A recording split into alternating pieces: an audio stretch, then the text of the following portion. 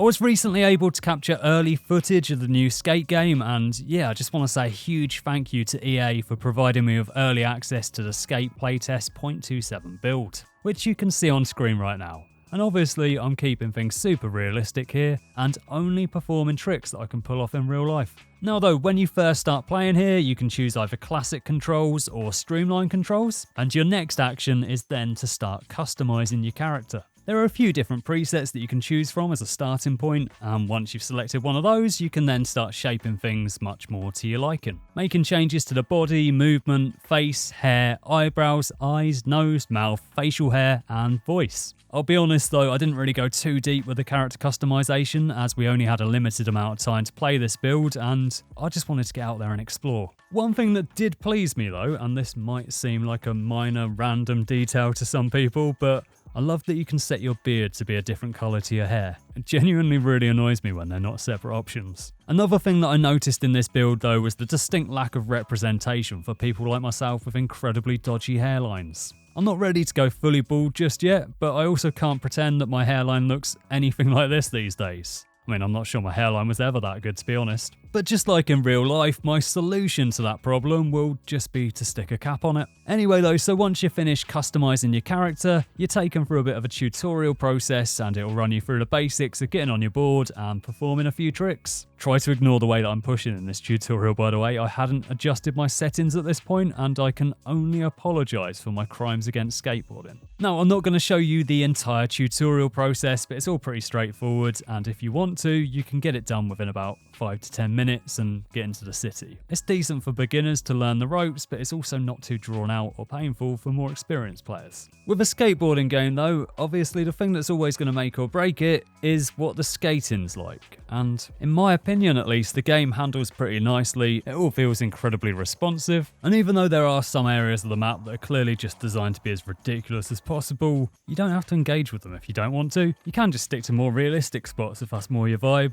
That's mainly what I've been doing anyway. And I have very much been enjoying just skating around and exploring the world in this early pre-alpha build. That's not to say that there isn't still work to be done here though. They are still working on it, there will be certain things that continue to adapt and change, and obviously different people play skateboarding games in very different ways, but I do think that there's a lot to enjoy about this game. There's plenty to explore, a lot of different tricks to attempt, and whether you're looking to do things super realistically, as ridiculously as possible, or something somewhere in between, it's gonna be very easy to sink a lot of hours into this game. And no doubt come across some weird and wonderful things along the way, such as the ability to use a parasol like a trampoline. Shout out to Sky for discovering this by the way, I don't know why they were jumping on parasols in this build, but I'm glad that they were, and I thought they might make for a nice little closing clip for a video to bounce off of one of them and land on a sofa.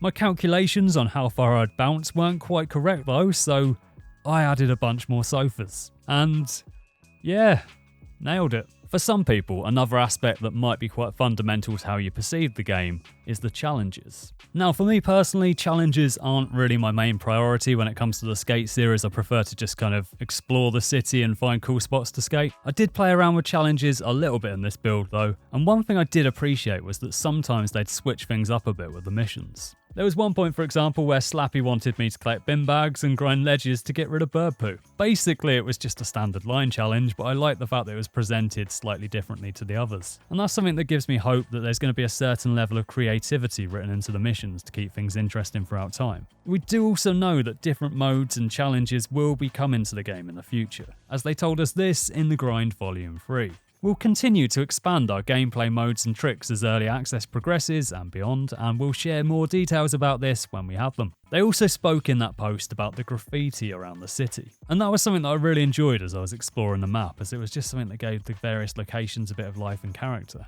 The artwork that you see throughout the city is quite interesting in places, often incredibly colourful and vibrant, and it just helps make the city feel more lived in and real. With so much in the city set to evolve over time, it makes sense that as things change around the map, you're going to notice the street art changing throughout the streets of South Amsterdam. For me personally, I'd love to see the city have more of a gritty aesthetic, and maybe that's something that we'll be able to witness happen naturally over the course of time, with everything looking increasingly more lived in throughout the city as time progresses. And on the subject of the city, one of my favourite places to skate in the game at the moment is the Cathedral. It just feels like such a significant spot within the city, and I love the way that the light comes through the stained glass windows. The lighting is genuinely absolutely beautiful in this game at times. The sound design is also incredible, and the cathedral in particular is one spot in this build where I really feel like they had a strong vision for what they wanted it to be, and they've smashed it out of the park. I'm sure that there are plenty more interesting buildings and attractions that they can add to the game in the future as well, so again, it's going to be interesting to see how everything develops moving forward. And also to see what different items and brands they add to the store. In this build, we had a few different clothing options to play around with, and sometimes you get some cool stuff just from completing challenges, which was nice. Like when I got this checkerboard grip tape that my teenage self would have absolutely loved to have had in real life. There's plenty of different items that you can get from loot boxes that you can open using the currency that you gain from doing challenges, and there will also be various different bundles and items that you can purchase individually should you so wish, enabling you to dress up in a variety of different outfits. Probably wouldn't want to dress up as a hot dog personally, but a bundle containing some dunks is definitely something that I can get behind. Do they genuinely think that people dress like this though? Ridiculous. Now, it was officially announced a few months back that there would be no offline mode in this game, and I don't want to just gloss over that and not talk about it at all here. The offline experience had been such a core component of the series, so this new game does signal a shift, and it's understandable to have some concerns about that. Try to give this game a fair chance for what it is though, rather than judging it for what it isn't. It might not be your perfect idea of what you wanted the next installment in this series to be, but that doesn't mean that you can't still get some decent enjoyment out of playing it. And as it's going to be free to play, there's no real reason not to at least give it a go and see what you think of it. For me personally, I've had a lot of fun playing this early access build of Skate, and I am very much looking forward to getting my hands on the game when it officially launches. Hopefully my skills can improve a bit when it does come out though, because someone that's been playing skateboarding games for as long as I have definitely shouldn't still be this rubbish. Now though, I've got a few ideas for videos that I want to put out on this channel in the future, so definitely keep an eye out for those. And of course, if there's anything in particular that you'd like to see me cover, then let me know in the comments section and I'll see what I can do. It's definitely a very interesting time at the moment to be a fan of the Skate series though, and we also got news the other day that EA's bringing back college basketball, which I'm really excited about, and it's nice to see another series that I've got a lot of love for making a return. Just going to put this one out there into the universe though, but at this time when EA is looking to bring back both Skate and college basketball, it would also be a perfect time to bring back this series.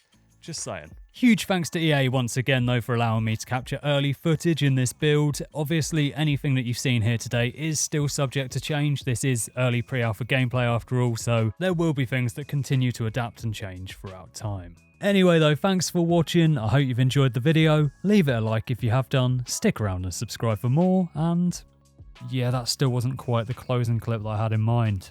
That looked painful.